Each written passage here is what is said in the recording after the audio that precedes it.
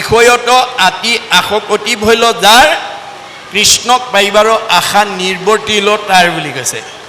আমি যদি লগত নিব নোৱাৰা ধন সম্পত্তিৰ পিছত দৌৰি থাকোঁ, আমাৰ জীৱই গতি পাব নোৱাৰে। গতিকে উপমা দিছে, যেন বায়ু বস্ত্ৰ নিয়ে পশ্চিমে উৰুৱাই, পূবক খেদিলে জানো সিটো বস্ত্ৰ পায়। বতাহে আপোনাৰ কাপোৰ এখন পশ্চিম ফালে উৰুৱাই নিছে, সেই কাপোৰখন পাবৰ কাৰণে যদি আপুনি পূবফালে দৌৰি থাকে, কোনোবা দিনা জানো সেইখন কাপোৰ পাব? নাপায়। ঠিক তেনেকৈ আমি বিষয়ৰ ফালে যদি গৈ থাকোঁ, কৃষ্ণক আমি লাভ কৰি নোৱাৰোঁ। কাৰণ বিষয় সুখৰ ক্ষেত্ৰত স্বৰ্গৰ ইন্দ্ৰৰ লগত গাহৰি কোনো পাৰ্থক্য নাই বুলি কৈছে। মিছা বিষয় অকলাগি নৰে ধৰে জন্ম, ইন্দ্ৰ শুকৰৰো দেখা সুখ দুখ সম।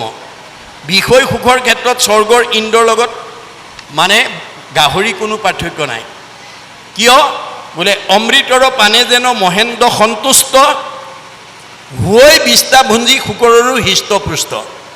স্বৰ্গত ইন্দ্ৰই অমৃত খাই যিমান হৃষ্টপুষ্ট হৈ থাকে, গেলা পচা ঠাইত গাহৰিয়ে বিস্তা খায়ো সমানে শকতাবধ হৈ থাকে। ইন্দ্ৰৰ সন্তুষ্ট যেন ৰম্ভাৰ সম্ভোগে, শুকৰৰো তেনসু শুকৰি সংযোগে। স্বৰ্গত ইন্দ্ৰই ৰম্ভা তিলোত্তমাৰ লগত যিটো বিষয়ে আনন্দ কৰে, গেলা পচা ঠাইত গাহৰিটোৱে গাহৰিজনীৰ লগত একে আনন্দ কৰে। গতিকে মাধৱদেৱে লিখিছে, বিষয়ৰ সুখ শুকৰি সংগে পায়, হৰিপদ সেৱা নৰতনু বিনে নাই। মানুহৰ জন্ম পালেহে আজিৰ দৰে আমি ঈশ্বৰৰ কথা শুনি মুক্তি পাব পাৰোঁ, অইনে নোৱাৰে। সেইকাৰণে কৈছে, ঈশ্বৰৰ মহিমাক কৰিলোঁ বৰ্ণন, তাক তুমি ৰংগমনে কৰিলা শ্ৰৱণ। কালৰ প্ৰভাৱ সমে জীৱৰ সংসাৰ, কহোঁ আবে তাকো শুনা হবে পুনৰবাৰ। যে কালে কেনেকৈ আমাৰ জীৱনক লতি ঘটি কৰি ফুৰে তুমি শুনা। কালে ইটো লোক সমস্তক চলাৱই, তভু তাৰ বিক্ৰমক কেহু নুবজায়। কালে আমাক কেনেকৈ মানে পৰিৱৰ্তন আনি আছে, আমি তথাপিও এই কথাৰ প্ৰতি গুৰুত্ব নিদিওঁ। গতিকে বায়ুৱে মেঘক যেন ভ্ৰমাৱে শূন্যত, তভু নুবুজয় যেবে বায়ুৰ মহত্ব। ডাৱৰবিলাক বতাহে উৰুৱাই লৈ যায়, তথাপিও ডাৱৰে এয়া যে বতাহেই উৰাই আনিছে এই কথাটো উপলব্ধি নকৰে।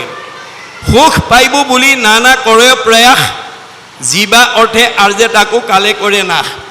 আমি সুখ পাম বুলি ধন টকা পইচা উপাৰ্জন কৰোঁ, কিন্তু কেতিয়াবা কালে আমাক সেইবিলাক চব বিনাশ কৰি দিয়ে। তেবে তাৰ অৰ্থে সুখ কৰে দিন ৰাতি, কালৰ বিক্ৰম তাকো বুজি বাহা আতি। গতিকে এই সুখ দুখটো কালে আমাক দি থাকিব। কিহৰ ওপৰত? কৰ্মৰ ওপৰত। কৰে শুভ কৰ্ম গুণৰ ইচ্ছাই, কৰ্মফলে জীৱে সুখ দুখ পায়। আমাৰ সুখ আৰু দুখটো কৰ্মৰ লগত জড়িত হৈ আছে। ভাল কাম কৰিলে সুখ, বেয়া কাম কৰিলে দুখ। গৃহক্ষেত্ৰ পুত্ৰ মিত্ৰ দেহ আদি যত, ইটো হবে মিছা পৰমাৰ্থ বিচাৰত। আমি বাহিৰত দেখাবোৰ চব মিছা, আজি আছে কাইলৈ নাই। স্বামী আজি আছে কাইলৈ নাই, ভাৰ্যা আজি আছে কাইলৈ নাই, পুত্ৰ আজি আছে কাইলৈ নাই। এই দেহাটো আজি আছে কাইলৈ নাই। গতিকে মোহত দুৰ্মতি হবে সত্য মানে মনে, তাহাৰো বিনাশে সুখে পাৱে সিকাৰণে। এতিয়া আমাৰ অজ্ঞানীবিলাকে এই দেহকে সঁচা বুলি ভাবে, পুত্ৰ ভাৰ্যাকে সঁচা বুলি ভাবে, সেইকাৰণে তাৰ মোহতে লাগি থাকে। কিন্তু যেতিয়া কালে বিনাশ কৰে, তেতিয়া বেজাৰত ভাগি পৰে। ঘোৰ সংসাৰত যেই জুনি যায়, নাহি বীৰগতি তৈতে তৈতে সুখ পায়। কৰ্ম দুখে যদি মানে বিস্তাৰ কিটো হয়, বিস্তাৰ কীটত জন্ম লৈছোঁ বুলি মাৰিবলৈ ধৰিলে বিস্তাৰ কীটটোৱে গা পাতি নিদিয়ে, সি দৌৰ মাৰি আকৌ বিস্তাতে সোমায়।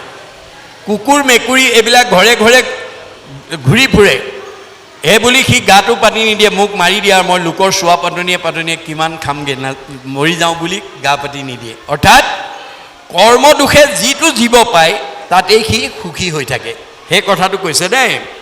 নাৰকী শৰীৰ পাই বিষ্টামূত্ৰ খাই, তভু তাৰ দেহ এৰিবাকো ইচ্ছা নাই। মানে বিষ্টাৰ পোকবিলাকে বিষ্টা খাই থাকে, তথাপিতো সি দেহটো এৰিব নোখোজে। কুকুৰ মেকুৰীবিলাকে মোক মাৰি পেলা বুলি, মই কুকুৰৰ জন্ম লৈছোঁ, মেকুৰী জন্ম লৈছোঁ, মাৰি পেলা বুলি গা পাতি নিদিয়ে। বিষ্ণুৰ মায়ে আদি কৰিছে মোহিত, তাতে আৰু আনন্দ লভয় প্ৰতিনিধিত। আমাৰ দেহৰ মানে মোহটো হৈছে বিষ্ণু মায়া। আমি সকলোতকৈ নিজৰ নিজৰ দেহটোক আমি বেছি ভাল পাওঁ। গতিকে দেহটোৰ মোহতে আমি মোহিত হৈ থাকোঁ।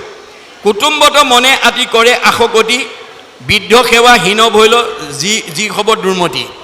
এইদৰে ভক্তিবিহীন মানুহে ল'ৰা ছোৱালী পোহপাল দিওঁতে বৃদ্ধ অৱস্থা পায়। ফলত কি হয়, সাধুৰ সঙ্গে মূৰ পাৱে নকৰে ভকতি, এমন সংসাৰে ভ্ৰমে লভিয়া দুৰ্গতি। আজিৰ দৰে সাধুৰ সংগলৈ নাহি এই যিবিলাক দুৰ্মতি মানুহ, তেওঁলোকে কি কৰে, পুত্ৰ ভাৰ্যা এইবিলাকৰ মোহতে লাগি থাকে। যেবে ভাৰ্যা পুত্ৰ ভিত্ত ভৈল পশু ছয়, কৃত্য ভৈলো বুলি পাছেহে মানয়। যেতিয়া ল'ৰা ছোৱালীবিলাক পশুৰ তুল্য হয়, তেতিয়াহে কি কৰিলোঁ বুলি অনুশোচনা কৰে। তেবে তাসম্বাক পোষণ চিন্তা জৰে, নাহি কিছু সৰ্বসুখ অংগে দাহ কৰে। তাৰপিছত তেওঁলোকক পোহপাল দিবৰ কাৰণে সদায় চিন্তা কৰিব লগা হয়। ক্ষণো বেইছা নাৰীৰ শৃংগাৰৰ ৰস পাই, বোলে আৰু আতপৰে কিছু সুখ নাই। আমাৰ কিছুমান মানুহে বেইছা নাৰীৰ সংগত যিটো সুখ পায়, তাতকৈ আৰু পৃথিৱীত বেলেগ সুখ আছে বুলি নাভাবে। সৱালৰ পুত্ৰৰ শুনি মধুৰ বচন, দুখ গৃহ সবে মানি থাকে সৰ্বক্ষণ। সৰু ল'ৰা ছোৱালী মধুৰ মাত শুনি কিছুমান তাতেই আবদ্ধ হৈ থাকে। যাহাক পুখিলে আতি অধুগতি যায়, তাসম্বাক পুখে আতি কৰিয়া অন্যায়। যিবিলাকক পোহপাল দিওঁতে আমি অধুগতি যাব লগা হয়, কিন্তু আমাৰ দুৰ্মতিবিলাকে অন্যায় কৰি তেওঁলোককে পোহপালৰ কাৰণে কৰ্ম কৰে। যেবে দেখে আপোনাৰ অৰ্থ ভৈল ক্ষয়, পৰৰ ধনক দেৱে মনত বাঞ্ছয়। এই ধৰণে তেওঁ আৰ্জিত ধন যেতিয়া ক্ষয় হৈ যায়, তেতিয়া আনৰ পৰা কেনেকৈ ধন আনি মই ল'ৰা ছোৱালী পোহপাল কৰোঁ তাৰ কথা ভাবে। এহিমতে যোৱাকাল বিফলে গুৱাই, পাছে আহি বৃদ্ধকালে তাক লাগ পায়। এই ধৰণে আমি বিষয়ৰ সুখত আবদ্ধ থাকোঁতে আমাৰ যোৱা গুচি বৃদ্ধকাললৈ আহে। যেতিয়া বৃদ্ধ বয়সত যেতিয়া আপুনি ল'ৰা ছোৱালীক পোহপাল দিব নোৱাৰে, তেতিয়া ল'ৰা ছোৱালীয়ে কিয় পুখিবে নোৱাৰ মাত্ৰ খাইবে মাত্ৰ চাখ, এভোগ প্ৰিয় বৃদ্ধ মৰিয়া নাযাওঁ। গতিকে অন্নমুঠি দিয়া বোলে বুঢ়া মৰ। এটা সময় আহিব, সেই পুত্ৰই আকৌ আমাক নমৰ কিয় বুলি বুঢ়াক অনাদৰ কৰিব। যেনেকৈ হাল বাব নোৱাৰা গৰুটোক আমি ঘাঁহ খুৱাবলৈ ইচ্ছা নকৰোঁ, তেনেকৈ কাম বন কৰিব নোৱাৰা হ'লে আমাৰ পুত্ৰ ভাৰ্যাই আমাক তেনেকৈ অনাদৰ কৰিব।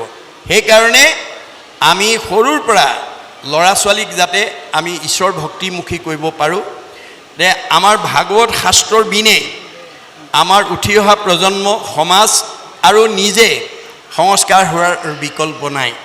মই আশা ৰাখিম যে আপোনালোকৰ এই প্ৰাথমিক শাখাই যাতে অনাগত দিনতো এনেকৈ মহাপুৰুষসকলৰ আৱিৰ্ভাৱ মহোৎসৱ উদযাপন কৰি বাৰ্ষিক সেৱা বা নামঘৰ প্ৰতিষ্ঠা দিৱস আদিৰ উপলক্ষে আমাৰ যাতে এনেকৈ ভাগৱত আলোচনা চক্ৰ আমি যাতে কৰিব পাৰোঁ, আৰু প্ৰথম স্কন্ধৰ পৰা দ্বাদশ স্কন্ধ পৰ্যন্ত আপোনালোকে এটা কৰ্ম আঁচনি কৰি যদি সেই ধৰণে আগুৱাই যাব পাৰে, তেতিয়াহ'লে আমাৰ ইয়ালৈকে অহা চব জীৱই মুক্তি লাভ কৰিব।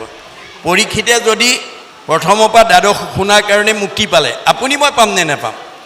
নিশ্চয় পাম, কিন্তু আমি কৰ্ম আঁচনি ল'ব লাগিব। মই সকলোৰে প্ৰতি শ্ৰদ্ধা আৰু সেৱা নিবেদন কৰিলোঁ।